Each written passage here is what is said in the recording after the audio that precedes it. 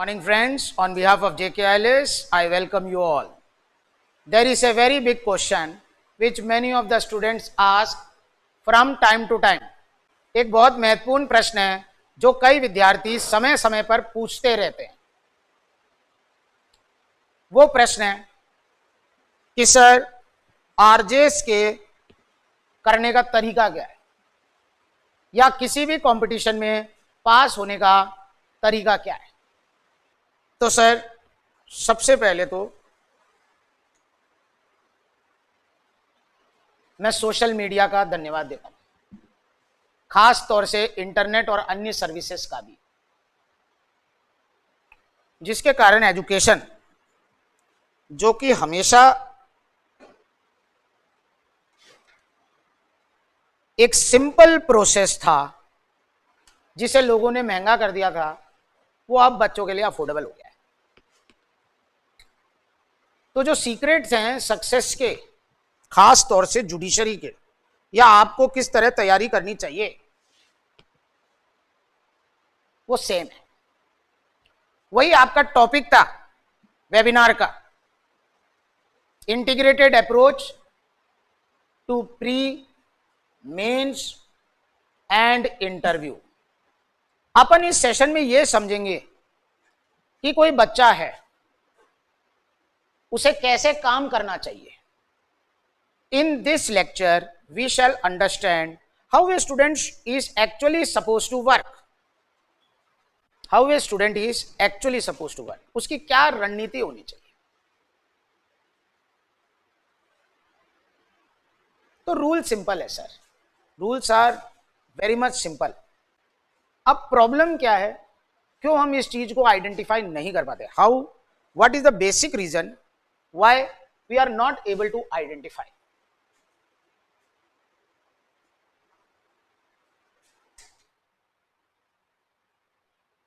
उसका एक बहुत बड़ा कारण है.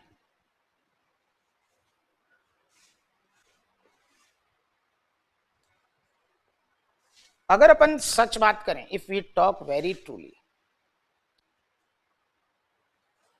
जितने भी कोचिंग संस्थान हैं, whichever may be the coaching institute, वो सब इसलिए हैं क्योंकि schools and colleges are not adequate enough in the system कि वो कंपटीशन की तैयारी करवा पाए. तो सबसे पहली चीज जो हमें समझने की है, the first thing we have to understand, कि किसी भी स्कूल, कॉलेज या किसी और व्यक्ति के भरोसे में रहने की आवश्यकता नहीं है. जबरदस्ती हम एक्सपेक्ट करें कि स्कूल और कॉलेज हमें पता नहीं क्या बना के दिखाएंगे. तो देखिए सर, स्कूल और कॉलेजेस के जो पर्पसेस हैं वो अलग हैं और कंपटीशन का जो तरीका होता है वो टोटली अलग होता है. इसको आप समझें. Because if you don't understand this, you will not understand why people go and join institutes or they do their own self study. जो स्कूल और कॉलेजेस हैं वो एक ऐसा स्थान है, दे आर दोज प्लेसेस जहां पर सोशल स्किल्स डेवलप की जाती है फॉर डेवलपमेंट ऑफ पीपल. इसीलिए स्कूल और कॉलेजेस हमेशा सर्वांगीण विकास की बात करेंगे, ओवरऑल डेवलपमेंट की बात करेंगे. They don't want people to become expert in any field. और वो सही भी है. ज्यादातर स्कूल्स और कॉलेजेस अब एक्सपीरियंस ड्रिवन हो गए हैं. एक्सपीरियंस ड्रिवन का मतलब है कि बच्चे को एक बड़ा सा एक मैदान दिया जाए, एक बिल्डिंग दी जाए, फैकल्टी तो जैसी हो वैसी हो, उसमें कोई दिक्कत नहीं है, दिखने में हो सकता है सुंदर भी हो, एकेडमिक से कोई लेना देना ज़्यादा नहीं है. थोड़ा सा हर बच्चे को प्रमोट किया जाए, फुटबॉलर बने, हर बच्चे को स्विमर बनाएं, हर बच्चे को म्यूजिशियन बनाएं. माता पिता को भी ये लग रहा है कि डिबेट क्लब में है तो डिबेटर ही बन के मानेगा, क्विज क्लब है तो इससे बड़ा क्विजर कोई नहीं है. लॉ कॉलेजेस की बात करें तो 4 इवेंट्स मूट कोर्ट के भी बनाएं, ठीक है. 4 कॉलेजेस में ऑर्गेनाइज करेंगे तो बच्चों में ऑर्गेनाइजेशनल स्किल्स भी आएंगी. ऑर्गेनाइज करोगे चीज़ों को तो ऑर्गेनाइजेशनल स्किल्स तो आएंगी. साथ में जो लोग मूट कोर्ट में आ रहे हैं तो सुबह तो मूड कोर्ट होगा और रात को हो सकता है पार्टी हो, तो बच्चों को भी फ्रीक आउट करने का टाइम मिल जाए। तो प्रॉब्लम ये हो गई है कि schools have different objectives. School सब पढ़ाने के केंद्र नहीं बचे, कॉलेजेस सब पढ़ाने के केंद्र नहीं बचे। पढ़ाई तो है, लेकिन उसमें को करिकुलर एक्टिविटीज के 500 चीजें। जब आप अपने कॉलेजों की भी बात करेंगे, आप अपने साथियों से जाके बात करिएगा।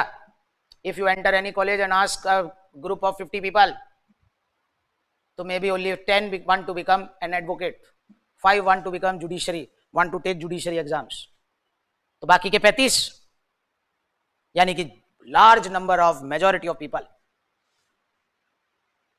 they are neither competitors and it hardly matters to them whether they do law. They just want 5 years, 3 years of fun and frolic. They are non-serious candidates. आप वो छात्र हैं जो सीरियस है अपने करियर में। तो पहली चीज, क्योंकि स्कूल्स और कॉलेजेस ने फोकस खत्म कर दिया, इसी से शुरू हुआ coaching industry.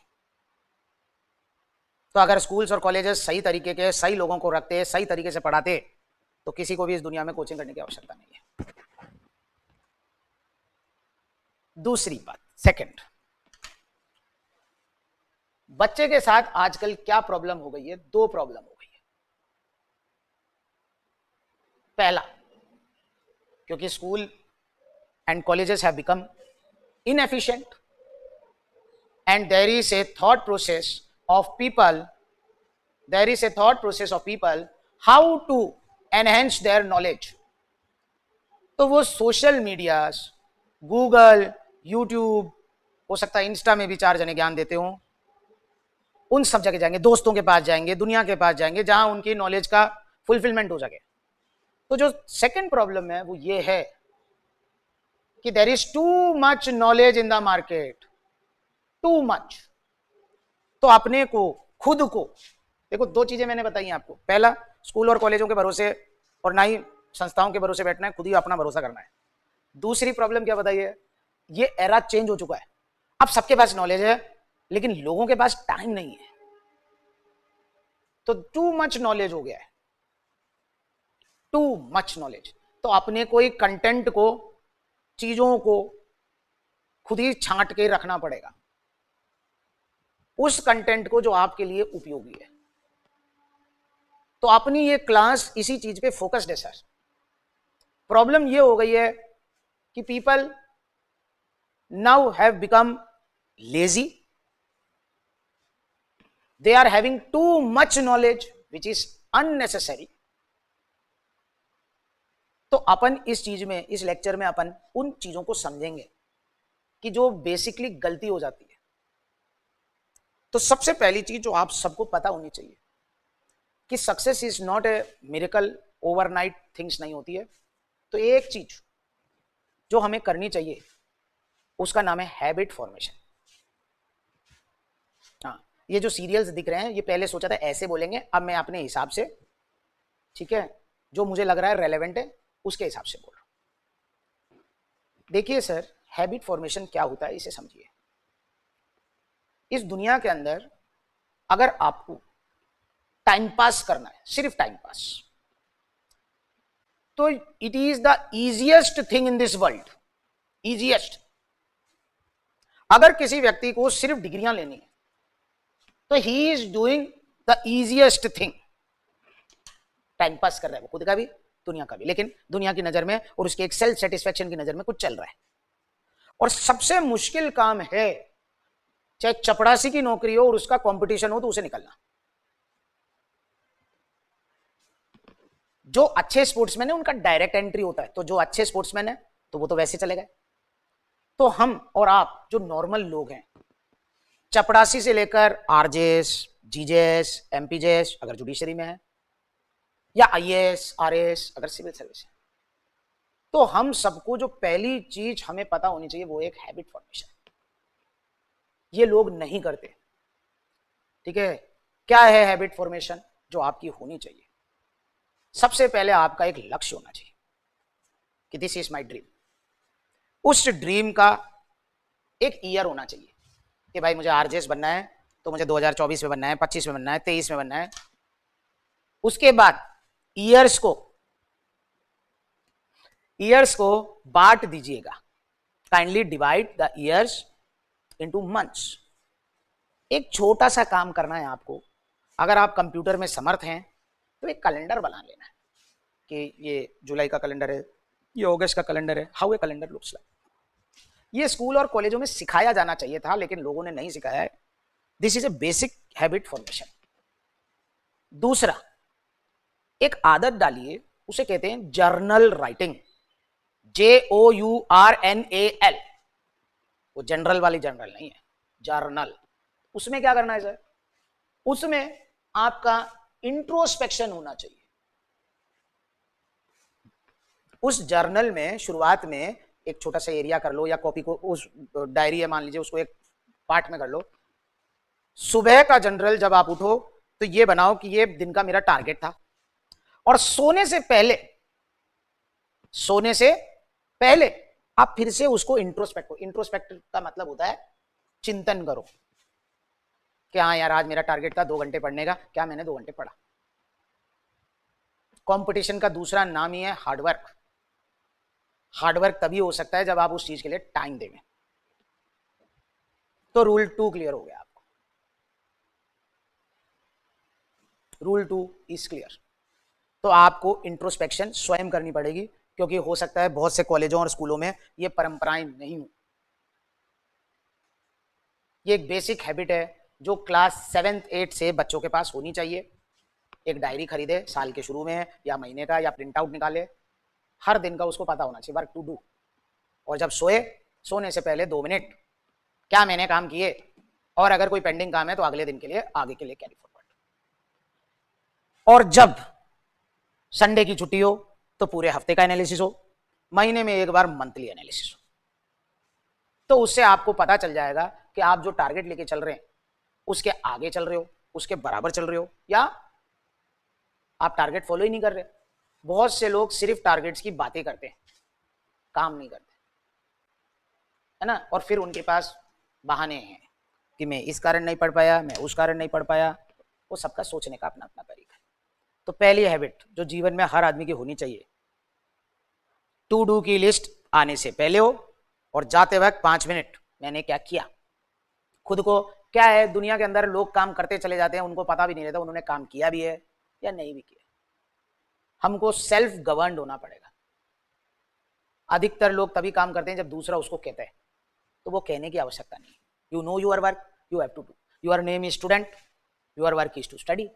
Your name is competitor, student से भी बड़ा शब्द, तो your work is to clear the competition. Simple mathematics. अब मामला क्या है उसको समझेंगे। देखो,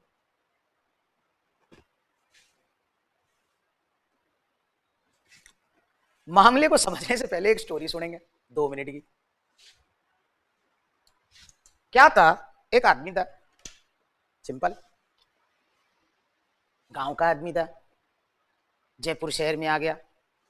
मान लो मैं ही हूं वो आदमी।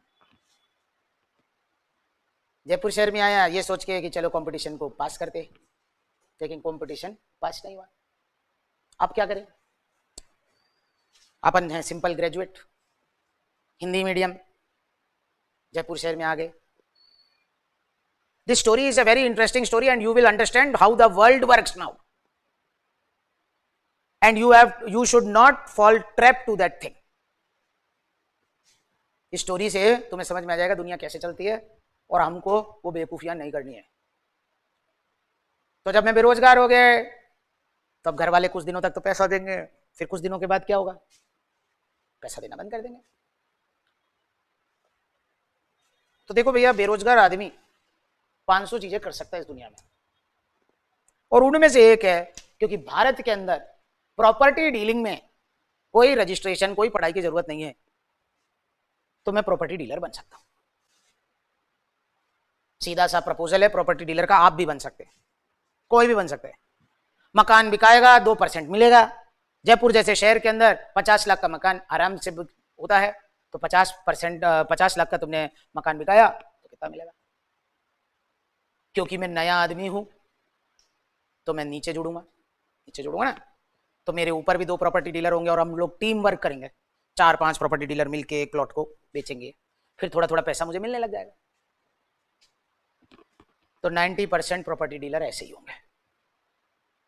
अब है प्रॉपर्टी डीलर की कहानी। जब कभी भी किसी भी आदमी का पेट भरने लग जाए किसी भी काम से, कोई काम करेंगे और उसका नाम नौकरी नहीं है, क्या बोल रहे हैं, फिर से सुने, शब्द का नाम नौकरी नहीं है और पेट भरने लग जाए, इसका मतलब है दुनिया को उस काम की नीड है। तो अगर मैं प्रॉपर्टी डीलर हूं और मैं 4 आदमियों को महीने भर में चित कर देता हूं और 20,000 रुपए कमा लेता हूं, 50,000 रुपए कमा लेता हूं, तो मैं अपने खुद के बलबूते पे, मेरे खुद के स्किल्स पे काम करता हूं। अगर मैंने महीने के कभी 1 लाख रुपए कमा लिया तो मुझे ये चीज समझ में आ गई, इस धंधे से पैसा निकल सकता है और किसी का एहसान नहीं लिया है मैंने।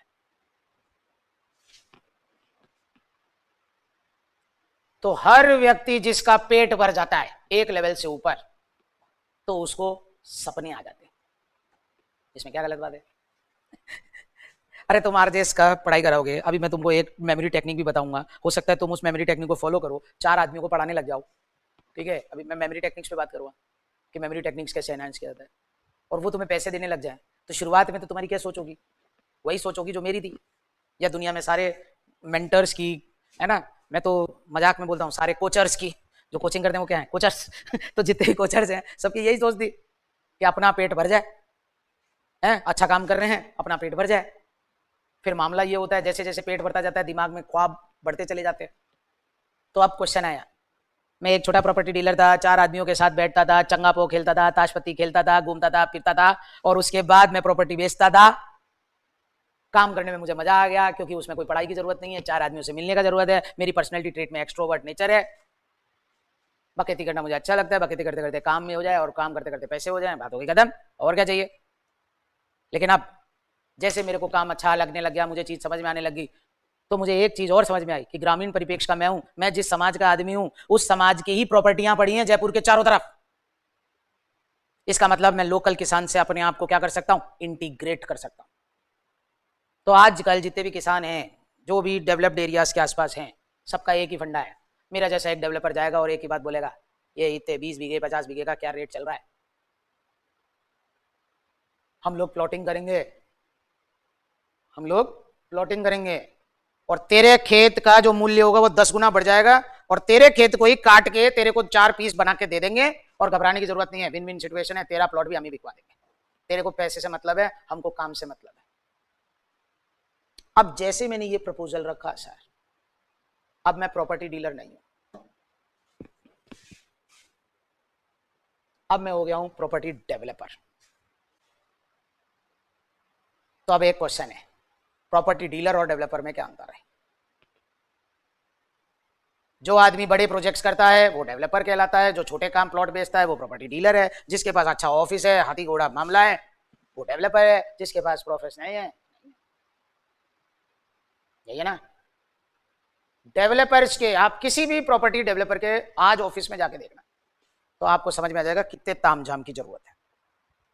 एक बढ़िया सी बिल्डिंग लेनी पड़ेगी क्योंकि 10 रुपए की चीज आप 100 रुपए में बेच रहे हो, तो अच्छा खासा एसी होगा, 4 रिसेप्शन में लोग होंगे, 400 इंफ्रास्ट्रक्चर डेवलप करना पड़ेगा।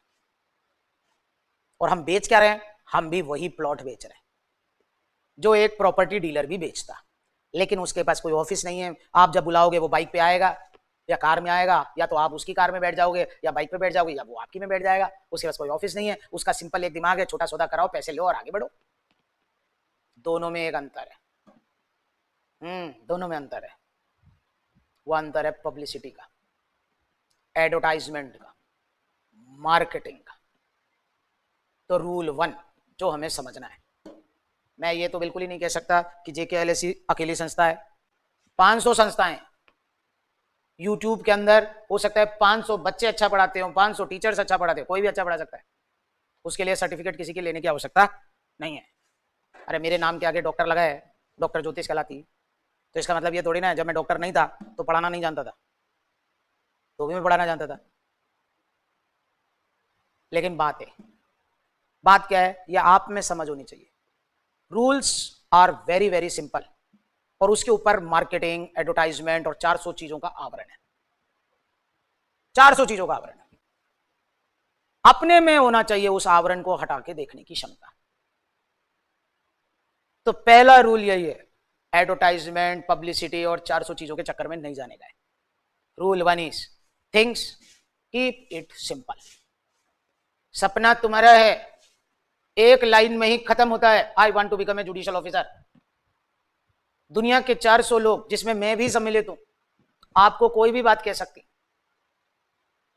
लेकिन आपको दिग्भ्रमित नहीं होना है। यू कैनॉट बी कंफ्यूज्ड, चाहे मेरी मार्केटिंग से हो, चाहे एडवर्टाइजमेंट से हो, चाहे मेरे इंफ्रास्ट्रक्चर से हो। 400 लोग 400 तरीके के बातें कह सकते। आपको सिर्फ ये देखना है कि सर मेरा जो लक्ष्य है जुडिशियल ऑफिसर बनने का, are you the best person. हाँ, 400 बेस्ट पर्सन हो सकता है 5 लाख रुपए में आते हो, 400 बेस्ट पर्सन हो सकता है फ्री में आते हो, वो आपको चुनाव करना है। क्योंकि मैंने क्या बोला, अब इतनी इंफॉर्मेशन हो गई, अब YouTube में 500 चैनल देखने की जरूरत नहीं है, 3 चैनल 4 चैनल बहुत है यार, इतना कहां समय है हमारे पास। तो रूल है 1, कीप इट सिंपल। चीज समझ में आ गई सर? ठीक है। और इसके साथ दूसरा रूल हमेशा दिमाग में रखेंगे, हमारे पास जो साधारण स्टूडेंट है और उसमें हम में एक अंतर है। साधारण स्टूडेंट के पास तो पढ़ने के लिए समय ही समय है, हमारे पास समय लिमिटेड है, 1 से 1.5 साल। एक अटेम्प्ट ढंग से करना है, 1 से 1.5 साल। क्या रूल क्लियर हो गया? Keep it simple. सिंपल क्यों रखेंगे? क्योंकि ज्यादा भसड़े लगाएंगे जीवन में तो सब चीज टाइम मांगती है भैया। ये ना यार, एक लड़का है या एक लड़की है, ठीक है, वो सिंपल पढ़ाई करती है तो उसका टाइम सिंपल पढ़ाई में ही जा रहा है। लेकिन मैं एक लड़का हूं, मैं अपने आप को सुंदर मानता हूं, और हर महीने मान लो मैं ब्यूटी पार्लर जाता हूं तो 2 घंटे तो खराब हो रहे हैं। मैं 500 तरीके के कपड़े ढूंढना चाहता हूं तो मेरे को शौक है शॉपिंग का, तो हर हफ्ते संडे टू संडे मैं रिलैक्स करने के लिए 1.5 घंटे कहाँ जा रहा हूँ? शॉपिंग मॉल में जा रहा हूँ। मेरे को अच्छा खाना पसंद है,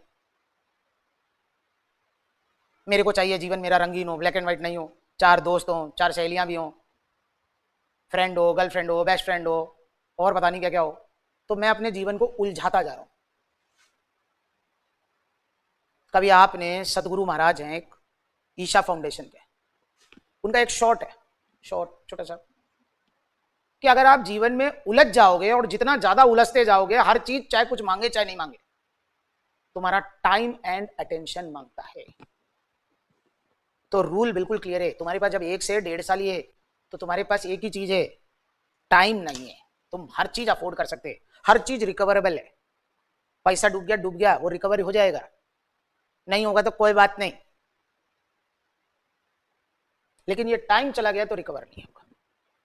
क्यों बोलते हैं कीप इट सिंपल? आपको समझ में आ गई बात? हमेशा दिमाग में ये रखना, टाइम इज द कमोडिटी। अब आया दूसरा बात, ठीक है सर मुझे समझ में आ गई, rule 1 keep it simple, rule 2 I have only 1 to 1.5 hours in my, है ना, 1 to 1.5 years for my success failure जो भी है, ठीक है। I have understood, I am already 23, now I have to prove my mettle by 25, else this is the last juncture in my life where I can prove myself. If I don't become anything, then people are going to question, इस college में पढ़ाया था क्या हुआ इतने पैसे लगा के? तो I understand, now I am a matured person. मुझे ये चीज समझ में आ गई, इन कॉलेज और स्कूल वालों के चक्कर में नहीं रहने का है, मेरे को खुद के चक्कर में रहने का है, पहली चीज। दूसरी चीज, मुझे चीजों को सिंपल रखने का है। तीसरी चीज, मुझे ये समझ में आ गई दुनिया में सब जगह ज्ञान ही ज्ञान है, लेकिन अब मुझे ज्ञान नहीं चाहिए। 3 या 4 चैनल अगर आप इंटरनेट देखते हैं, 2 या 4 व्यक्ति अगर आप पर्सनली जीवन में रखते हैं, इन्हीं ने जो ज्ञान देना है देंगे, नहीं होगा तो खुद ही कर लेंगे, जो होगा देखा जाएगा। और मैं सिर्फ अपने भरोसे हूं। रोल क्लियर हो गया भैया? अभी तक जो समझा? अब है स्टेज 2। अब जब आपका हैबिट फॉर्मेशन करेक्ट हो गया है, हैबिट फॉर्मेशन में मैं टू डू की लिस्ट बनाता हूं और उसके बाद मैं ये भी देखता हूं सोने से पहले टू डू और इसमें क्या अंतर है, चल रहा है। तो आप अपन करेक्ट ट्रैक पे आए। अब आपका माइंड अलाइन हुआ है। क्या मतलब सर माइंड अलाइन का क्या मतलब है? अरे क्या है मेरे भाई, जो लोग स्पोर्ट्समैन होंगे वो मेरी बात समझ जाएंगे, जो लोग नहीं है थोड़ा सा बात कर लेना लोगों से। मैं हूं एक स्विमर हूं, मुझे या चलो स्विमिंग तो नहीं आती होगी, मैं एक स्पोर्ट्स, मैं एथलीट हूं, दौड़ने वाला, और मुझे 400 मीटर की रेस लगा दी है।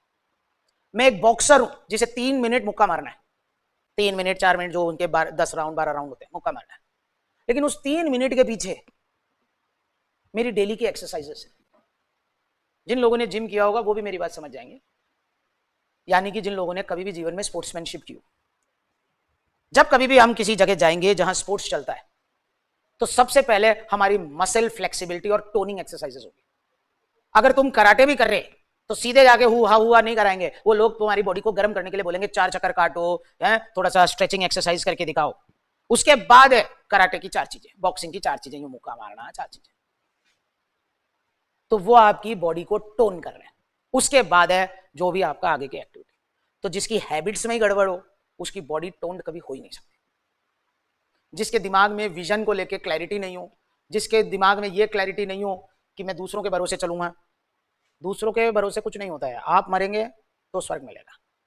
You have to do things yourself, nobody can study for you. फिर है once your body is toned, you have aligned yourself, you know what the basic thing is, how to do it. Now the second thing is कि sir मेरे को अब काम करना है। तो देखिए सर, मकान बनने से पहले भी एक नक्शा बनता है, फिर 9-10 महीना साल भर बाद एक मकान बनता है। यानी कि हर आदमी के पास एक ब्लूप्रिंट होना चाहिए, हर आदमी के पास, और उसके अनुरूप उसका एग्जीक्यूशन होना चाहिए। 2 things, you must have a basic planning, you must have a basic execution. फिर है बात, अब ठीक है सर बेसिक प्लानिंग क्या करूं? इस वीडियो को बहुत से जने देख रहे हैं। This video is being watched by many people who are undergraduates, who are doing LLB। तो क्वेश्चन है, सबसे पहली चीज, 2 चीजें होनी चाहिए। पहला, you have to create your own universe. तुम्हारी खुद की दुनिया होनी चाहिए, दुनिया के अंदर दुनिया। तो उस तुम्हारी दुनिया में क्या चीज होनी चाहिए? तुम्हारी दुनिया में 3 या 4 स्टेट होने चाहिए। पूरे भारत के सारे स्टेटों का नक्शा नहीं होना चाहिए। पूरे भारत में कहीं पे भी जा, तुमसे अगर कोई पूछा जाए मन में बोल देना, है ना। तुम अगर जुडिशरी में तुम्हें अंडमान निकोबार भेजे तो तुम चले जाओगे, तो तुम्हारा उत्तर होना चाहिए नहीं भैया अंडमान निकोबार तो नहीं जाएंगे, चाहे भूखे मर जाएंगे। तो सबसे पहले तो रूल क्लियर होना चाहिए, 3 या 4 स्टेट।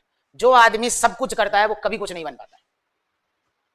तो कुछ चीजें छोड़ने का अपने को रूल होना चाहिए कि भैया चाहे आओ चाहे मत आओ, मैं ट्रैप में नहीं फंसूंगा, मैं 4 चीजें करूंगा, उनमें से एक चीज जीवन में चाहिए, है ना। I am not a beggar, I am a competitor. Beggar और कॉम्पिटिटर में अंतर है। Beggars do not have choices and I am not a beggar. अब दूसरी चीज, तुम्हारी यूनिवर्स में 4 स्टेट आ गया, 3 स्टेट आ गया। अगर आप राजस्थान के हो तो हो सकता है गुजरात MP भी जुड़ गया हो, है ना। और अगर आप सिर्फ राजस्थान भी करना चाहते हो तो मेरे को उसमें भी कोई आपत्ति नहीं है। What I want to say is maxima should be 3 to 4 states। और दूसरी बात, जब आपने उस स्टेट को चुन लिया है तो उसके साथ फिर पूरी वफादारी करो। उसका RJS भी दो, उसका ऑल एग्जाम्स दो, APO भी दो, JLO भी दो, दुनिया के सारे एग्जाम दो उस स्टेट का। तो सबसे पहला रूल, मैं भारत में 3 स्टेट 4 स्टेट ही चुनूंगा। हो सकता है मैं सिर्फ अपना ही स्टेट ही चुनूं, उसके बाद जाना ही नहीं। वो तो है मिनिमा 1 स्टेट और मैक्सिमा 3 to 4 स्टेट। ये मेरी लॉयल्टी का मामला है। और दूसरी बात, जब मैंने स्टेट चुन लिया है तो मैं उसका RJS भी दूंगा, APP भी दूंगा, JLO भी दूंगा, junior law officer, assistant public prosecutor, ठीक है, या असिस्टेंट प्रोसिक्यूशन ऑफिसर, या प्रोसिक्यूशन ऑफिसर, या जुडिशियल ऑफिसर। सर मुझे पूरी स्टेट के बाकी एग्जामों के लिए क्यों वफादारी बोलने को कह रहे हैं? क्योंकि उनके पैटर्न सेम होते हैं। अगर मैं UPJS चला जाऊं या GJS का एग्जाम दे दो तो I understood the pattern of complete Gujarat.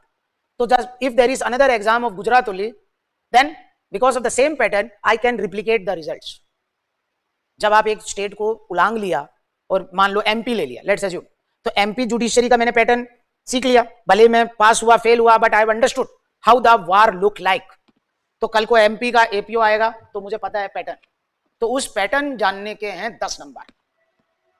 लोगों को पैटर्न्स नहीं पता होते हैं, इसीलिए मैंने बोला आपको 3 स्टेट्स। क्योंकि जब आप 3 स्टेट्स करोगे तो 3 एग्जाम्स नहीं दे रहे हो, you are giving almost 9 to 10 exams. हर एक स्टेट में जेल होगा, हर एक स्टेट में AP होगा, हर एक स्टेट में जुडिशरी होगी। जब एक बार में मेहनत कर लिया जुडिशरी के लिए तो बाकी 2 भी देने में कोई बुराई वाली बात नहीं है। अब देखो ऑल लिंक्ड, मैंने जो बताना था वो समझ में आ गया होगा ऑल लिंक्ड का क्या मतलब है। अब दूसरी बात, जब कभी भी आप किसी भी स्टेट को दो, चाहे आपका खुद का स्टेट हो, तो सिलेबस अवेलेबल रहता है मार्केट में, वेबसाइट्स में, और ऑफिशियल वेबसाइट्स में भी अगर आप जाएंगे तो उसमें सिलेबस है, एलिजिबिलिटी क्राइटेरियाज है, वो सब आपको देखना है। अगर आप एलएलबी फर्स्ट ईयर के भी हो तो सिलेबस का 2 मिनट, आप इतनी इंटरनेट चलाते हो, 2 मिनट राजस्थान हाईकोर्ट की साइट पे जाओगे तो राजस्थान का मिल जाएगा, एमपी की साइट में जाओगे तो एमपी का मिल जाएगा, उसका एक प्रिंट आउट निकाल ले भाई और उसको अपनी दीवार पे चिपका दे, एक फाइल बना ले। काम तो यही करना है, एलिजिबिलिटी को ढंग से पढ़ना है। हाँ, बहुत सी स्टेट्स में एलएलबी थर्ड ईयर अगर 3 ईयर लो है या 9th सेमेस्टर वाला एलिजिबल होता है, जैसे राजस्थान में है। In many states, LLB third year student is eligible, as in the state of Rajasthan. And in many states, only after LLB you can give it. And in many states, after AIBA clearing, you can give it. तो जबरदस्ती हम एक state लें और हमको eligible ही नहीं थे कभी, तो वो फिर स्टेट लेने से कोई फायदा नहीं है। जब आप 3 स्टेट्स 4 स्टेट्स पे कर रहे हैं काम, तो उनके सिलेबस भी आपको पता होना चाहिए और एलिजिबिलिटी की जो प्राथमिकताएं हैं वो भी पता होनी चाहिए। और साथ में एक और चीज भी पता होनी चाहिए, वो है रिजर्वेशन पॉलिसी।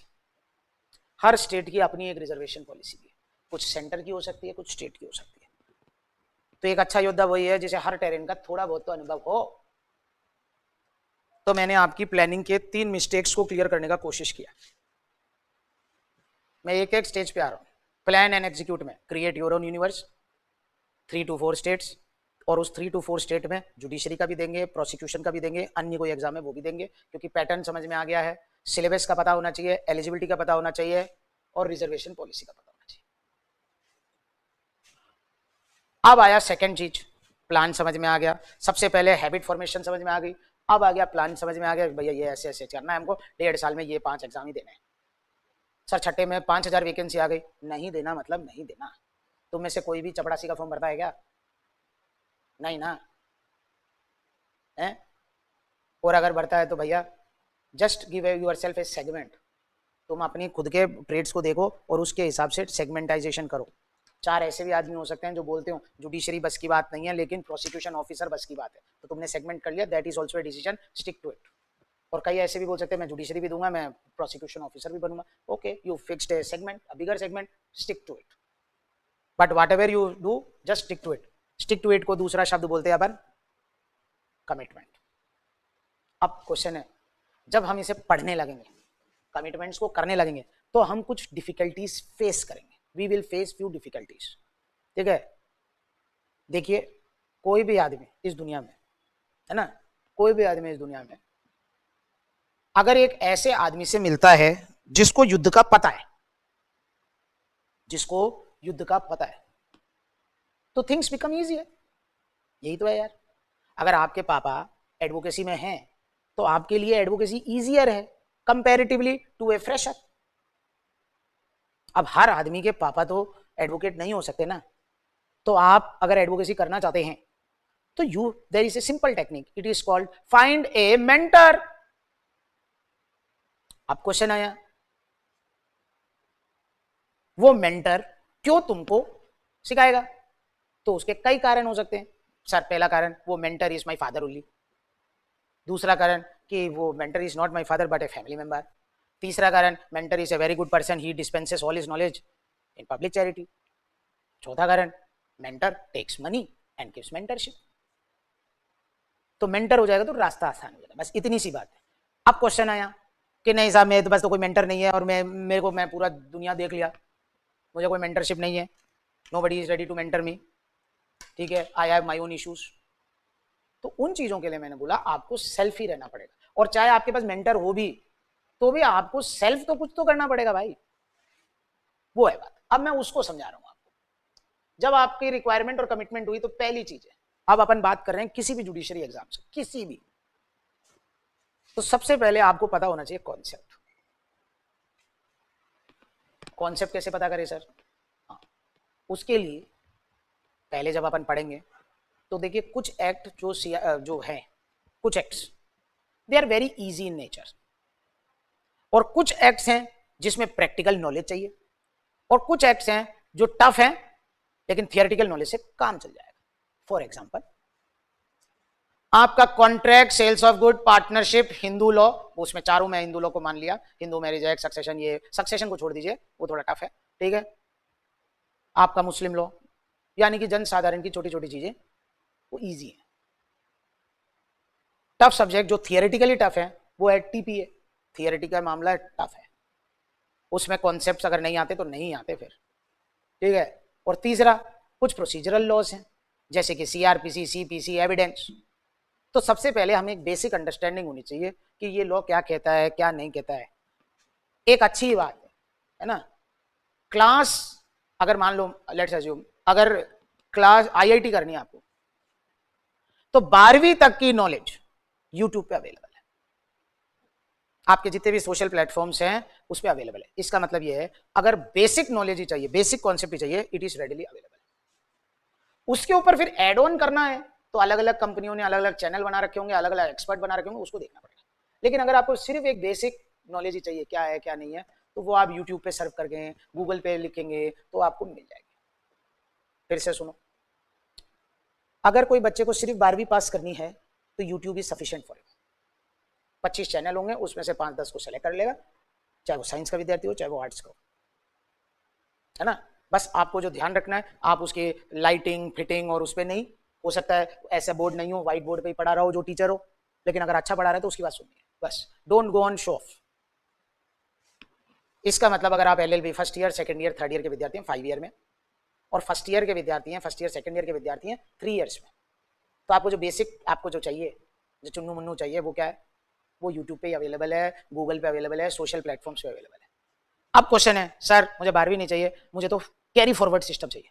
इसका मतलब ये है, जो मैं बताना चाह रहा हूँ, आजकल एक ट्रेंड हो रहा है, कोचिंग संस्थाओं का भी एक ट्रेंड हो रहा है, और हो सकता है लॉ कॉलेज की भी ट्रेंड चालू कर दे, कोई भरोसा नहीं है इन लोगों का भी। और कोचिंगों का तो आजकल मैं अखबार देखता हूँ तो दिख रहा है, बीए के साथ आरएएस करें, तो वो कुछ नहीं बना रहे, तुम्हें बेवकूफ बना रहे।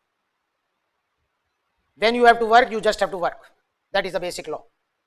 If you want to have an experience, that is a different issue altogether. जिसको स्पोर्ट्समैन बनना है और जिसको वर्ल्ड चैंपियन बनना है, उसका एक पर्टिकुलर टाइम है जहां पे एनर्जी मिलनी चाहिए 100%, वहां फिर बकवास नहीं चलेगी।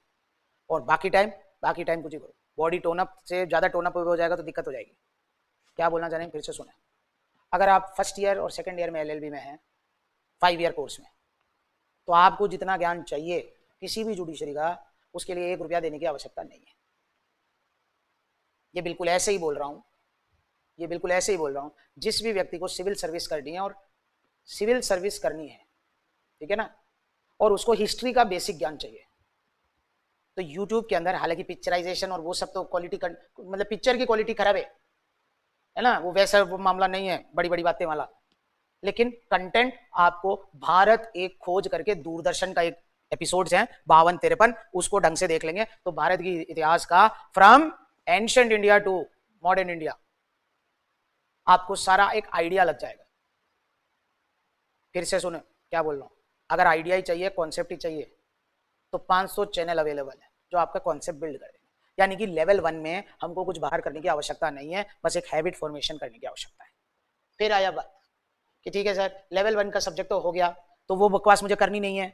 कौन सी बकवास नहीं करनी है कि मैं आरजेएस की भी तैयारी करूंगा और एलएलबी में भी उसका फायदा हो जाएगा। अरे भाई जब आरजेएस की तैयारी करना है तब तैयारी कर लेना, एलएलबी के लिए या आरजेएस वाले बच्चों के साथ बैठ के अपना टाइम वेस्ट करके करने की जरूरत नहीं है। फिर जब एक्चुअल टाइम आएगा तब एनर्जी नहीं बचेगी, क्या मतलब है उससे। When actual time comes you work, है ना। ये बाकी कोचिंग वाले और 4 आदमी फर्स्ट ईयर से ही हो सकता है बच्चों को पढ़ाने लग जाए, उसकी कोई आवश्यकता ना बच्चे को है। कोचिंग वाले को तो हो सकता है, लॉ कॉलेज वाले को तो हो सकता है, वो उनका मर्जी है। अब देखिए पहला आपकी डिफिकल्टी मैंने सॉल्व कर दी है। अगर आपको बेसिक कॉन्सेप्ट चाहिए, क्लैरिटी चाहिए, तो वो यूट्यूब में अवेलेबल है ना। अब अपन बात करें मेरे को हायर कॉन्सेप्ट चाहिए, मुझे तो जुडिशरी के ही हायर कॉन्सेप्ट चाहिए, उसके लिए भैया आपको बुक रीडिंग करनी पड़ेगी, किसी कोचिंग को करना पड़ेगा, किसी मेंटर को करना पड़ेगा, 400 चीजें करनी पड़ेगी, ठीक है, पहली चीज। दूसरी बात, जितने भी लोग आईएएस में सिलेक्ट होते हैं, जितने भी लोग जुडिशरी में सिलेक्ट होते हैं, दे डू नॉट री invent the wheel again and again. इसका मतलब ये है जब आप एलएलबी में पढ़ रहे हैं, भले ही 4 ही टॉपिक पढ़ रहे हैं, आईपीसी लिया, आईपीसी में सिर्फ सेक्शन 34 ही पढ़ा, तो उसको एक लिखित नोट्स में लिख लो, कंप्यूटर में लिख लो, कहीं पे भी लिख लो। इसका मतलब है हमें हमारी नॉलेज को ऐड ऑन करना है। बेसिक कॉन्सेप्ट यहाँ से सीख लिया, उसके बाद जहां पर भी किताब से पढ़ेंगे, किसी कोचिंग में पढ़ेंगे, 400 जगह पढ़ेंगे, अच्छे लोगों से भी बात करके पढ़ सकते हैं, क्या दिक्कत है, ठीक है, किसी सीनियर से भी पढ़ सकते हैं। तो हमारे नोट्स को हमें क्या करना है, ऐड ऑन करना है, लेकिन वो जो बेसिक शुरुआती नोट्स है वो तुम्हें बनाने हैं। Z तक अगर जाना है तो L तक की नॉलेज तो तुम्हें यहां तक मिल गई, L के बाद A से L तक की नॉलेज तो यहां मिल गई, L के बाद के लिए तुम्हें ऐड ऑन करना है, खुद पढ़ना है 4 जगह या फिर कोई कोचिंग करनी है, वो सब है। अब आया दूसरा प्रॉब्लम। तो पहली प्रॉब्लम मैंने कॉन्सेप्ट की आपको रिड्रेस कर दी है, दूसरी प्रॉब्लम है ना,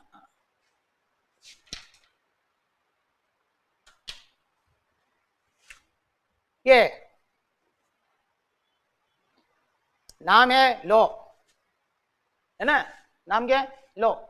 तो लॉ का स्टूडेंट में और एक पॉलिटिकल साइंस के स्टूडेंट में कुछ तो अंतर होना चाहिए।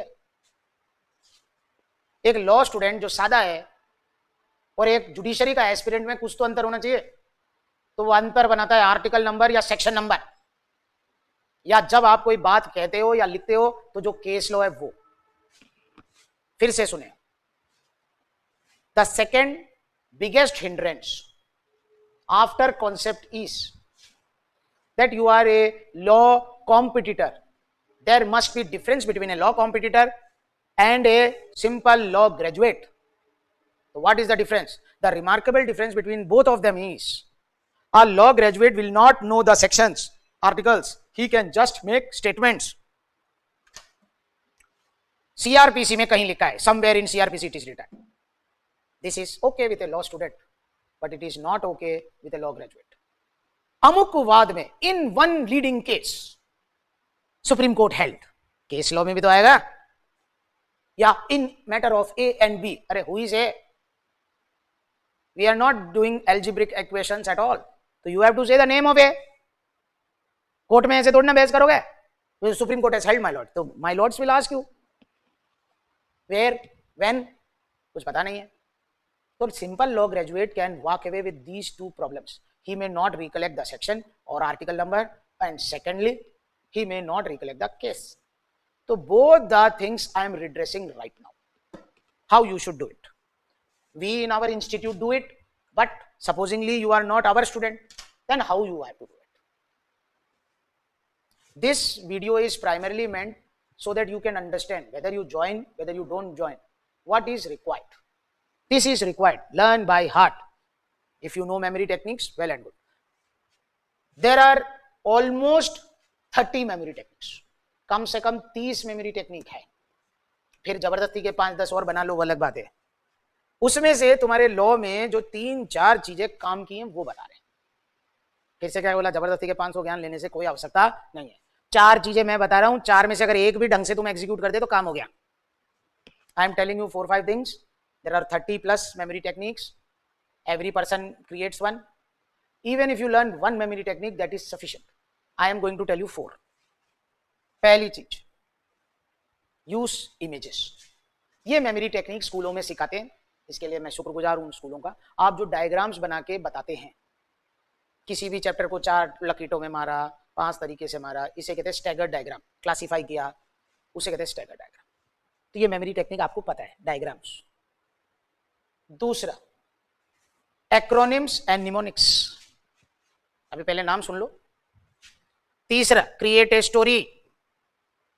चौथा, कनेक्ट टू द इंफॉर्मेशन। ये मैंने आपको समझाया, बेसिक कॉन्सेप्ट को आपको पहले से पढ़ लिया फर्स्ट ईयर सेकंड ईयर में, थोड़ा बहुत अपनी बॉडी को थोड़ा बहुत तो पता है। उसके बाद उसको कनेक्ट किया जब आप किसी कोचिंग में गए या सेल्फ स्टडी की, जो भी आपके फर्दर नोट्स में।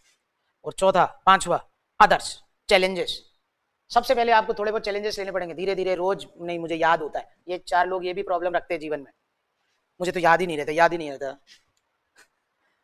तो nobody straight away mountaineers to Mount Everest, my friend. First of all, they have to capture the hillocks of Aravalli. हिल भी नहीं है, हिलॉक्स है। ये छोटे मोटे पहाड़ पहले खुद चल के देखना पड़ता है, इतने पहाड़ चढ़ पाएंगे क्या? फिर है माउंट एवरेस्ट को।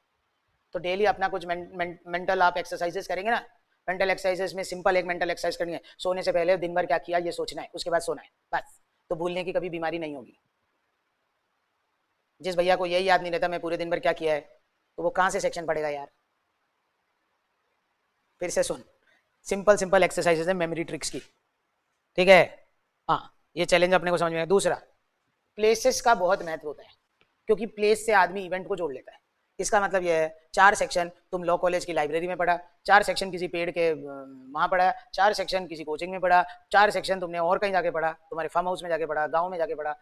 तो तुम्हारे को ये भी इससे भी मेमोरी लिंक हो जाती है, यानी कि डिफरेंट प्लेसेस डिफरेंट टाइम, इससे भी मेमोरी लिंक हो जाती है। लेकिन वो उन लोगों की मेमोरी लिंक होती है जो एक्स्ट्रा करिकुलर एक्टिविटीज एक्स्ट्रा नहीं करते। 50 जगह पहले पढ़े हैं तो फिर गाँव ही 10 बार जा रहे हैं, तो फिर पढ़ने से क्या मतलब है? क्या बोलना है, समझ में आ गया? इसीलिए हम बोलते हैं प्लेस एक ही रखो, पढ़ने का एक स्थान होना चाहिए, निश्चित स्थान। बचपन में पढ़ा होगा, माता पिता ने बताया भी होगा। पढ़ने का क्या होता है? एक निश्चित समय होता है, निश्चित स्थान होता है, ठीक है? तो वो दोनों ही मैंने बता दिया। अगर तुम बहुत कम घर से बाहर निकलते हो तो अगर अलग अलग जगह पे ज्ञान लोगे, अलग अलग सेमिनार में, अलग अलग इसमें, तो वो ज्ञान याद रहेगा। लेकिन अगर तुम्हारी पर्सनैलिटी एक्सट्रोवर्ट है तो वो उलझ जाएगा मामला, और कुछ नहीं है।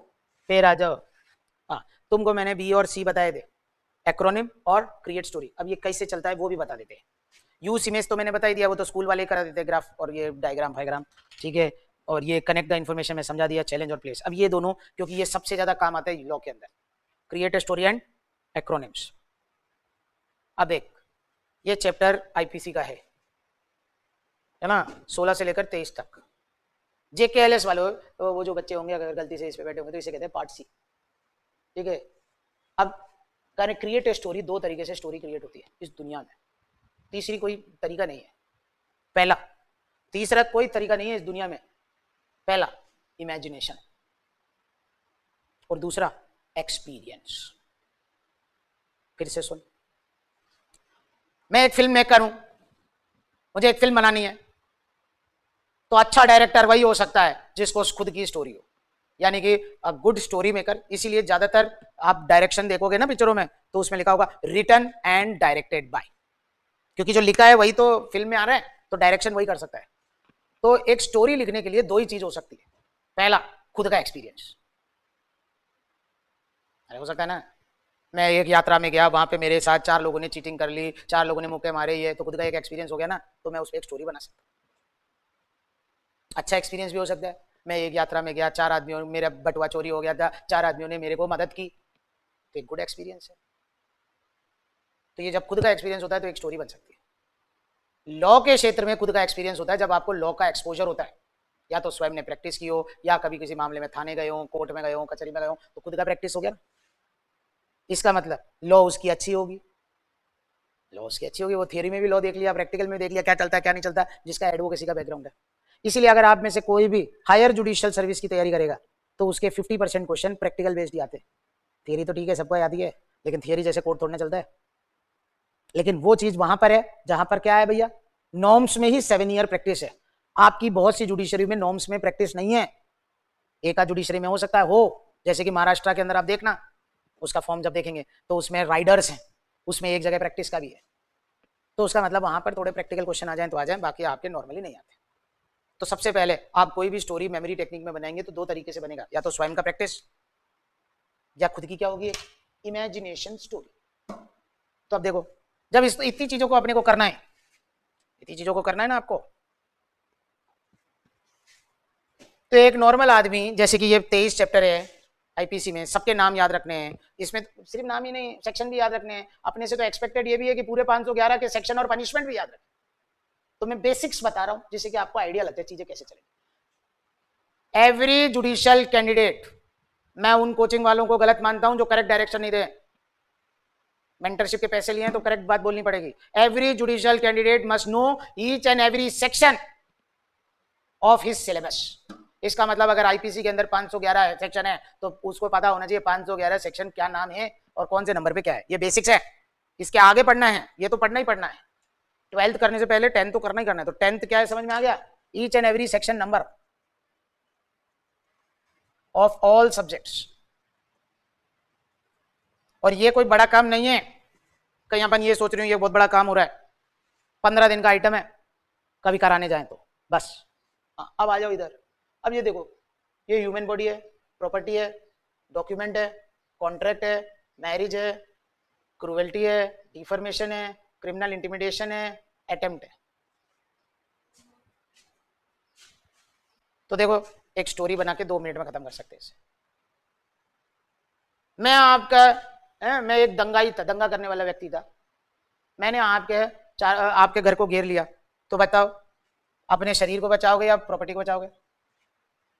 प्रॉपर्टी को बचाओगे या शरीर को बचाओगे? शरीर को बचाओगे, यानी कि हमेशा बॉडी विल ओवरराइड प्रॉपर्टी। तो देखो, बॉडी फिर है प्रॉपर्टी, प्रॉपर्टी दिखती कैसे है? तुम्हारा मकान दिखता कैसे? मकान जैसे थोड़ा ना दिखता है, कागज के रूप में दिखता है ना मकान की रजिस्ट्रियां। तो ये हो गया डॉक्यूमेंट।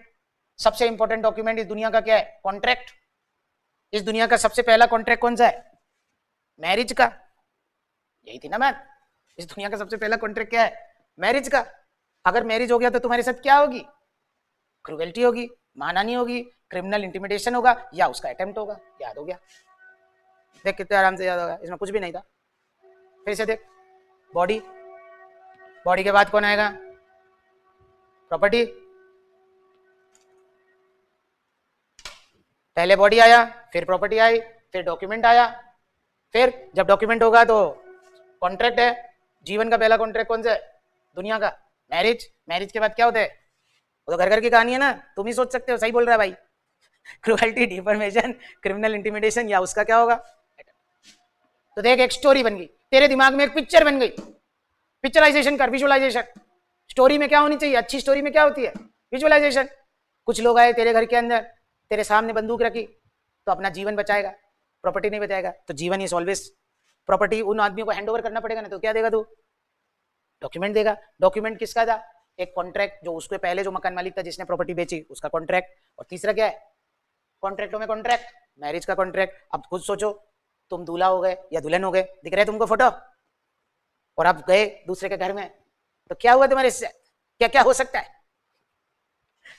ये सिर्फ इलस्ट्रेटिव पर्पस है। सबको शादी करनी चाहिए, ठीक है?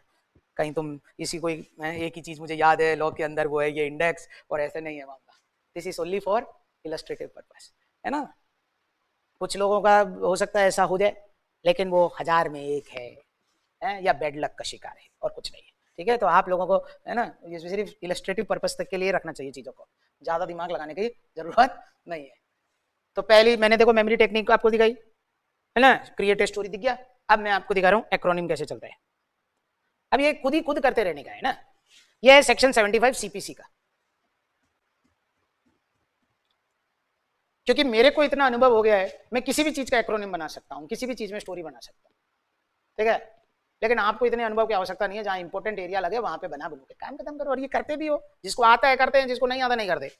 ये है क्वेश्चन है, what is the power of court to issue commission, यानी कि कमीशन करके चीज किन किन मामलों में इशू होता है, करेक्ट? तो एक्रोनिम बनता कैसे है, उसका फॉर्मूला है। सबसे पहले हम इंपॉर्टेंट चीजों को ले लेते हैं।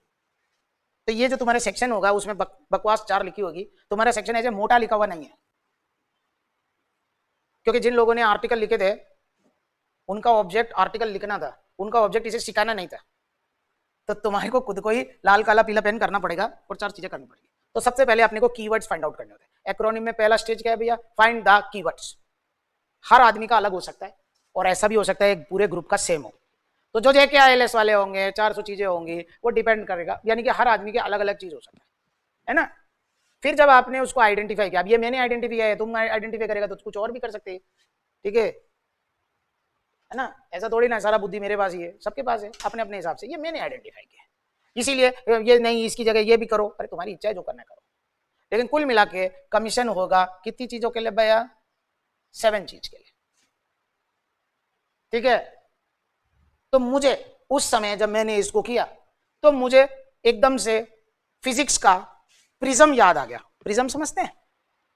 अरे एक ऐसा आइटम होता है जिससे सूरज की रोशनी जाती है तो वो 7 कलर में हो जाता है, करेक्ट? तो जब मैं ये कर रहा था तो मुझे वो प्रिज्म याद आ गया, इसीलिए मैंने उसी पैटर्न पे इलेप्सम करके वर्ड लिख दिया, और वो मेरे दिमाग में बैठ गया। तुम्हारे दिमाग में कुछ और भी बैठ सकता है। देखो इन सबके पहला पहला अक्षर लिखा, examine E, local investigation, accounts, partition, scientific, sale, ministerial act, इलेप्सम। तुम अब वो इलेप्सम लिखते ही मुझे कुछ और बनाना इसलिए नहीं पड़ा क्योंकि मेरे दिमाग में फिट क्या हो गया? वो प्रिज्म हो गया। और जब मैं कभी भी इसको कराता हूं तो बच्चों को यही स्टोरी बताता हूं, इलेप्सम होता है तो एक विबज्योर करके 7 कलर निकलते हैं। ऐसे तुम भी अपने दिमाग में रखो कि एक प्रिज्म है, उससे निकलते ही क्या निकल गया? 75 का रोशनी डाला, ये प्रिज्म रखा और 75 की रोशनी डाली, और बाहर क्या निकल के आ गई? इलेप्सम। ई का मतलब, एल का मतलब, ए का मतलब, पी का मतलब, एस का मतलब, दूसरे एस का मतलब, एम का मतलब। 30 सेकेंड्स अगर मैं आपको दूंगा तो जिंदगी भर आप नहीं भूलोगे। एक फोटो, 75 की किरणें, बीच में प्रिज्म, और प्रिज्म से निकल गया 7 कलर, तो 7 चीजें, तो क्या निकल के आ गया? इलेप्सम। ई का मतलब देखो मन में सोचो, एग्जामिन। एल का मतलब, ए का मतलब, पी का मतलब, पहले एस का मतलब, दूसरे एस का मतलब, एम का मतलब। ये खेल पूरी जुडिशरी का करीब करीब 2500 सेक्शन और करीब करीब 1000 केस पे टिका है, लेकिन एक ही फॉर्मूला इसका, ये चीज होनी चाहिए लॉन्ग टर्म मेमोरी में। तो ये जो तुम्हारी मेमोरी टेक्निक्स हैं, सीधे जाके रटोगे तो लॉन्ग टर्म में नहीं रहेगा, कितना प्रेशर हो जाएगा दिमाग में। इसीलिए ये जो मेमोरी टेक्निक्स हैं ये काम आती है, ये सारी चीजें लॉन्ग टर्म मेमोरी में रखते हैं। इसका मतलब सिर्फ मेमोरी नहीं चाहिए, कौन सी मेमोरी चाहिए? लॉन्ग टर्म, क्योंकि खेल बड़ा है भाई, 1.5 साल का, 1 साल का। फिर आ जाओ, ये केस लॉ अगर सीखना है तो सबसे पहले तो अंडरस्टैंड करो केस किस पॉइंट पे। दूसरा, उसको दूसरों को पढ़ा भी सकते हैं अपन कि फैक्ट्स, उसके तथ्यों का पता होना चाहिए, कहानी का। एक्रोनिम अभी बताया मैंने। हाँ, और एक चीज कभी गलती नहीं करेंगे, ये कई इंस्टीट्यूट वाले गलती कराते, वो बहुत गलत है। ये लॉ में चलेगा, यहां नहीं चलेगा। किसी भी जुडिशरी में A versus B case law नहीं हो सकता है। किसी भी जुडिशरी में इन लीडिंग केस, उसको कोई नंबर नहीं है, बल्कि माइनस हो जाएगा, बिलो स्टैंडर्ड वर्क। अब तुम एलएलबी नहीं है, आरजेएस का सोच रहे, थोड़ा सा मेहनत लगेगा सर, याद नहीं होता है। पहले चीज तो यही दिमाग से हटाओ, याद नहीं होता है ना। जो आदमी ये बोले याद नहीं होता है, उसी का पहला टास्क होना चाहिए ये 5 केस है, कल याद करके लाना, बस। तो 2 ही चीज होगा, या तो वो आएगा नहीं जिसकी 90% संभावना है, या फिर ठीक हो जाएगा उसकी मेमोरी 24 घंटे में ठीक हो जाएगी। करेक्ट है ना? अरे तरीका तो यही है, ठीक है। अब वो तरीका फॉलो नहीं करो वो अलग बात है, क्योंकि वो अब बच्चा चला जाएगा तो पैसे का लॉस हो जाएगा। इसीलिए 4 कोचिंग वाला ये भी बोल सकते हैं कोई बात नहीं, लेकिन वो कोई बात कोचिंग वाले के लिए नहीं है, तुम्हारे लिए तो सारी बात है वो। क्योंकि गलत तरीके से पढ़ाई करेगा तो गेम ओवर ही होगा, आज हो चेक कर लो, ठीक है। फिर देखो भैया, और चीजें याद करने का तरीका बता दिया, ये बता दिया मैंने आपको। हाँ, ये रहा। पोस्टर भी बना सकते हैं तुम, लेकिन ये पोस्टर ऐसे नहीं है, ये बता रही, ये जबरदस्ती का जाके मार्केट में 4 पोस्टर मिलते हैं, संविधान का, इसका उसका, वो पोस्टर लगाना भी है, वो भी लगा सकते हैं उसमें, वो तो ठीक है, उसके लिए पैसा खर्च करने की जरूरत नहीं है, प्रिंट आउट लगा के चिपका देना, सस्ता माल। पोस्टर क्या होना चाहिए? जैसे कि हम प्रैक्टिकल सेक्शंस करते हैं सीआरपीसी में, तो सीआरपीसी का जो प्रैक्टिकल एरिया है वो अलग तरीके से चलता है, और थियरी का एरिया 1 से चलता है। एक चीज और भैया, सारे सेक्शन याद होने चाहिए, चाहे सीआरपीसी के। कई वो इंस्टीट्यूट में सुने जो आईपीसी आधा पढ़ाते, सीआरपीसी आधा पढ़ाते, और वो कहते आएगा नहीं, वो आएगा नहीं आएगा, वो जिस दिन पेपर आएगा तब पता चलेगा, और उस समय 1-1 नंबर की लड़ाई है, तो 400 लोगों के बहकावे में नहीं जाने हैं। हाँ, तो क्या होगा, जिस आदमी को प्रैक्टिकली सीआरपीसी आएगी ना, तो वो हो सकता है 154 से शुरू होता हो, एफआईआर से, या परिवाद से शुरू हो जाए, कंप्लेंट से, और फिर उसका प्रैक्टिकल तरीका होना चाहिए। यानी कि प्रैक्टिकल्स के लिए क्या होना चाहिए? कुछ आपके डायग्राम्स, पोस्टर का मतलब है डायग्राम, जिसको अपन कहीं लगा के रखेंगे। अब ये देखो सीआरपीसी का तो थोड़ा बड़ा हो सकता है, लेकिन ये पॉक्सो चौक्सो करके 2-4 चैप्टर हैं उसमें, कि रिकॉर्ड एविडेंस कैसे होगा, उसके मतलब उसके छोटे छोटे डायग्राम्स को पोस्टर के रूप में आप लगा सकते हैं, ठीक है। अब अगर आपको यूं लगता है, देखो 2 पोस्टर 2 तरीके से तुम लगा सकते हैं। पहला देखते बताते जा रहे हैं, जैसे कि तुम, अब पता नहीं तुम्हारे मकान मालिक अगर खुद का कमरा नहीं तो मकान मालिक चूचू कितना करेगा। पहला पोस्टर हो सकता है कॉन्स्टिट्यूशन का, सिंपल। अब ये कॉन्स्टिट्यूशन मैंने लिख दिया उदाहरण के लिए, क्योंकि ये अवेलेबल है, क्योंकि वो आईएएस और 4 जगह भी काम आता है, तो सब ये पोस्टर खरीद लेते हैं, उसमें सारे आर्टिकल नंबरों का नाम होते हैं, तो ऐसा भी पोस्टर मिल सकता है। और अगर नहीं हो अवेलेबल, कोई दिक्कत नहीं, 10 पन्ने, शुरू के 10 पन्ने हर एक्ट के, उसको फोटो स्टेट करा लो और चिपका दो। ऐसे ही तुम एविडेंस का बना सकते हैं, ऐसे ही तुम सीआरपीसी का बना सकते हैं। तो ये तो हो गया सादा पोस्टर, तो तुम्हारा काम क्या रहेगा? इसी तरह केस लॉ का बन सकता है, ये कॉन्स्टिट्यूशन का पोस्टर है, ये तुम्हारा केस लॉ का पोस्टर है। तो सुबह उठने का बाद पहला काम ही एक बार यूं यूं यूं यूं इंडेक्स है, समय ज्यादा हो गया तो तुम इसको बोल सकते हैं एविडेंस को, जरा ठहरो कल बात करूंगा तुमसे, अभी टाइम अप हो गया है। अरे इस चीज को करने के लिए भी 10 मिनट 15 मिनट का ही डेली का टाइम देना है, तो अगर 15 मिनट में दोनों कर लिए, तीनों कर लिए तो अच्छी बात है, लेकिन 15 मिनट कभी 20 मिनट नहीं होगा, यानी कि जो टाइम है वो टाइम है। तो क्वेश्चन आया, ये 15 मिनट तो कॉन्स्टिट्यूशन ही ले लिया, तो बाकी दोनों को हाथ जोड़ के अपन उस पोस्टरों को क्षमा मांगेंगे और कहेंगे कल सुबह में तुम्हारा काम पहले करेंगे। क्या बोले, समझ में आ गया? We will not extend our schedule, time is the essence, ठीक है। उसी तरह बैरेक का पोस्टर होएगा, ऐसे कर सकते हैं। और पोस्टर नहीं भी मिले मार्केट में तो फोटोस्टेट करके काम कर सकते हैं। फिर है ये, अबे तुम्हें क्या पता है तुम सही पढ़ रहे हो नहीं पढ़ रहे हो? इसके लिए 2 काम करना बहुत जरूरी है, कॉन्स्टेंट एग्जाम एंड रिवीजन। ये एग्जाम कुछ नहीं है, तुम्हारा ट्रैकिंग है, तुम कितना अच्छा पढ़ रहे कितना अच्छा नहीं पढ़ रहे, और रिवीजन होता है जो स्वयं करते हैं।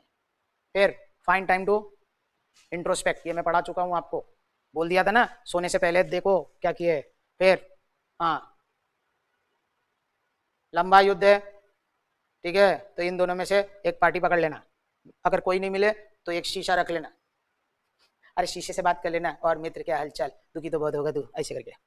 हाँ, ये भी कोई मैथमेटिक्स नहीं है, एक बुक है, बुक की लिस्ट है, वो इसी, जब हम इसको डालेंगे एक का दिन बाद, तो इसके डिस्क्रिप्शन में देख लेना, एक लिस्ट दिख जाएगी, और इंस्टाग्राम में भी डाल देंगे, JKLS नाम से हमारा इंस्टा है, इंस्टाग्राम है, उसको में लिस्ट डाल देंगे। देख भैया, मैं 10 बार बोलता हूँ, किताबों से और नोट से, 4 लोग नोट्स भी ले जाते होंगे, इनसे कुछ नहीं होता है, नक्शा बनाने में और मकान बनाने में रात दिन का अंतर होता है, कभी पैसे खत्म हो जाते हैं, कभी आदमी खत्म हो जाते हैं, कुछ भी हो जाते हैं ठीक है, तो है ना, ये लिस्ट हम सबको फ्री देते हैं, और ये भैया मेरी लिस्ट है, तुम्हारे पास 2-4 और अच्छी किताबें हो तो उसे भी पढ़ सकते हो, है ना, और 4 आदमी इसके पीछे भी आने की जरूरत, फोन करने की और टाइम वेस्ट करने की जरूरत नहीं है कि सर मेरे पास नहीं है ऐसी किताब, तो तेरे पास जो किताब हो तेरे से ज्यादा ही जानता है वो, तुमसे तो ज्यादा ही जानता है, तभी किताब लिखा है और चल भी रही है। हाँ, ये मैंने तुमको समझा दिया है, ठीक है, ये स्कूल कॉलेज और साथ में कोचिंग भी ले लो, कोई दिक्कत नहीं है, किसी के भरोसे नहीं बैठना है, खुद ही बैठना है। हाँ, ये मैंने आपको बता दिया फेवरेट फॉर्मेशन का, टू मच नॉलेज का। हाँ, सबसे इंपॉर्टेंट बात ये है, अबे अच्छा योद्धा होना ही इंपॉर्टेंट नहीं है, अच्छा योद्धा को, है ना, जितने भी कंपटीशन है ना उसमें सब्जेक्टिव है मामला, प्री है ऑब्जेक्टिव, जहाँ 4 उत्तर है, इंटीग्रेटेड अप्रोच है ना। हाँ, 2 तैयारी नहीं करना है, ये कई कोचिंग वाले भी गड़बड़ करते हैं तैयारी एक ही बार होगी, प्री की, मेंस की, इंटरव्यू की। इसका क्या मतलब है, मान लो एविडेंस का एक चैप्टर है, नाम है उसका बर्डन ऑफ प्रूफ, तो उसके ऑब्जेक्टिव क्वेश्चन भी उसी दिन सॉल्व करोगे, एक आध जो सब्जेक्टिव बन रहे हैं उसी दिन सॉल्व करके काम खत्म। कंटेंट का एनालिसिस करना है, जो तुम्हारे पास कंटेंट है, और उसको वृद्धि करते रहना है। अबे कहीं पे भी तुम नोट्स बना रहे हैं तो वो खुद का होना चाहिए, वृद्धि का मतलब ये होता है तुम भले 2 लाइन उसमें जोड़ो, लेकिन इस 2 लाइन का मतलब है तुमने पूरे कंटेंट को एनालिसिस किया और उसके बाद दूसरा कंटेंट पढ़ा है और उसके बाद जोड़ा है। और अगर तुम्हें कुछ नहीं भी जोड़ना हो तो नीचे लिखो नो कमेंट्स, इसका मतलब यह है तुमने किताबें 4 देखी है, तुमने प्रयास किया है चीजों को एनहांस करने का, उनको ग्रो करने का, ठीक है। और हमेशा एक ही बात का ध्यान रखना है, टाइम कितना बजा है, 1 to 2, 1.5 years। तो लेजर अभी पढ़े थे ना, तो वैसा ही होना चाहिए। एक चीज होता है उसे कहते हैं मैग्नीफाइंग लेंस, देखा होगा बचपन में, एक्सपेरिमेंट भी किया होगा, कागज को जलाया होगा सनलाइट से, सूरज की रोशनी से कागज को जलाया होगा, ऐसा एक आइटम आता है मार्केट में, उसको कहते हैं मैग्नीफाइंग लेंस। तो सूरज का रोशनी यूं आएगा, उस भैया को पिन पॉइंट करके कागज पे डालेगा और जलेगा। इस गेम का सबसे महत्वपूर्ण नियम यही है, जो लोग फेल हो जाते हैं वो 2 ही कारणों से होते हैं। पहला, दे लूज देयर विजन, और दूसरा, कमिटमेंट की कमी होती है। आदमी बोलता तो है मैं पढ़ रहा हूं पढ़ रहा हूं पढ़ रहा हूं, लेकिन वो वास्तव में हवा में चल रहा होता है। अरे हो सकता है तुम लॉ कॉलेज में टॉपर हो चॉपर हो, उससे कोई लेना देना नहीं है भाई, ये टोटली अलग डायमेंशन है, ये अलग ही दुनिया है ना। दुनिया के अंदर भी 500 जगह ऐसी हो सकती है जो अलग ही दुनिया हो, नेक्स्ट लेवल। तो competition of judiciary next level ही है। उन चीज़ों के साथ जो हम LLB में करते हुए आए, उनके साथ अपन सोचे इसको भी कर लेंगे, तो सर के बल औंधे मुंह गिरेंगे। If you think with those devices or with the thought process just like LLB you can crack it, you are totally mistaken. You have to concentrate all your energies and this is a audacious task. हर आदमी ये चीज नहीं कर सकता, ठीक है। तो इसका आप ध्यान रखना और हमेशा दिमाग में रखना। इसका मतलब है चीजों को कम रखना, जितनी चीजें कम उतना कम डिस्ट्रैक्शंस, और हमेशा ध्यान रखना 1 to 1.5 years, this is your goal. तो मैंने आपको बुक्स के बारे में बता दिया, हल्का सा मैंने आपको मेमोरी टेक्निक्स के बारे में बता दिया, केस लॉ कैसे याद करना ये बता दिया, ठीक है। किसी पे भरोसा करके मत बैठो, खुद काम करो, खुद काम करो, इस पे मैंने आपको फोकस किया। बेसिक चीज़ें आपको यूट्यूब में अवेलेबल हैं, उसके लिए यानी कि फर्स्ट ईयर सेकंड ईयर वालों को, क्योंकि अभी बहुत से कॉलेज और स्कूल्स और ये कोचिंग इंस्टीट्यूट भी 6ठी से ही बच्चे को पढ़ाने लग रहे हैं, 10वीं से बच्चे को पढ़ाने लग रहे हैं, ठीक है, पैदा होते ही जज बनाने लग रहे हैं, तो वो सब करने की आवश्यकता नहीं है, ठीक है। तुम्हारे को जो बेसिक नॉलेज है वो, मैं भी एक क्रिएटर हूँ और भी 500 क्रिएटर होंगे, मेरे से भी अच्छे अच्छे क्रिएटर्स हैं, उन्होंने डाल रखे हैं, कोई दिक्कत वाली बात नहीं है, ठीक है। 400 चैनलों को तो मत करना सब्सक्राइब, लेकिन 4-5 चैनल जो तुमको कंटेंट लगे, 2 दिन का रिसर्च है, और बाकी आइटम्स जो तुम्हारे मोबाइलों में घूम रहे हैं उनको डिलीट करते फिरो, जो काम की चीज़ नहीं है। Start to eliminate distractions. Start, तो हो सकता है 2-4 महीने में सेट हो जाओ। आखिरी चीज भी करा देते हैं, ये रहा भाई, नहीं तो संस्था वाले हमको कहेंगे नहीं कराए। ये लो, हमारा न्यू बैच स्टार्ट हो रहा है 13 जुलाई से। जो लोग इंटरेस्टेड हो इस नंबर पे फोन कर लीजिएगा, 9828667661। 7 दिन की फ्री डेमो है। और आपके लिए खुशखबरी भी है उन लोगों के लिए जो NLUs के हैं, 5 ईयर लॉ के स्टूडेंट्स हैं, इंग्लिश मीडियम स्टूडेंट्स हैं। हमारा जो बेसिक कोर्स होता है वो डिग्लॉट एडिशन होता है, इंग्लिश एंड हिंदी मिक्स, ठीक है। तो बहुत से बच्चे जो साउथ इंडियन हैं, many students who are from south India, they can take our only English medium batch and it will also be started soon, ठीक है। तो those people who want only English medium batch, kindly take 7 days free demo. It will be purely English medium. So those people who have problem in understanding law in Hindi, maybe they are from West Bengal and other sides, non-Hindi speaking states, they can take this. Again, I thank all of you. Thank you, sir. Thank you. The session is ended. Thank you. If anyone has any query or anything, this is our number. You can call and solve your queries. Thank you, sir.